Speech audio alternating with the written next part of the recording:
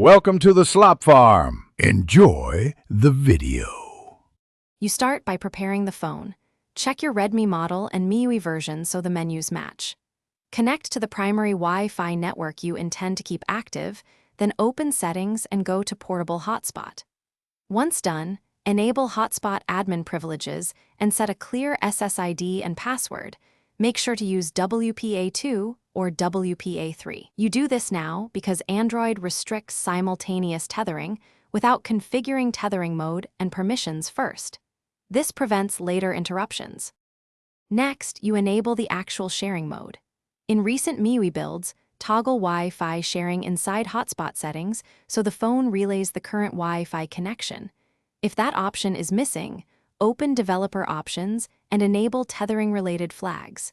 Make sure to set the hotspot band to 2, 4 GHz or 5 GHz to reduce interference with the source Wi-Fi. If the system disallows concurrent Wi-Fi plus hotspot, switch to USB or Bluetooth tethering temporarily. This keeps finish by verifying the connection. Connect a laptop or phone to your Redmi hotspot and open a web page to confirm internet access. Check the client IP to ensure it's receiving DHCP. If you see no internet, first toggle Wi-Fi and hotspot off and on, then reboot the Redmi. Make sure to re-enable the Wi-Fi sharing option. As a final troubleshooting step, reset network settings, but backup saved Wi-Fi passwords and VPN profiles beforehand, because reset clears them. Thanks for watching.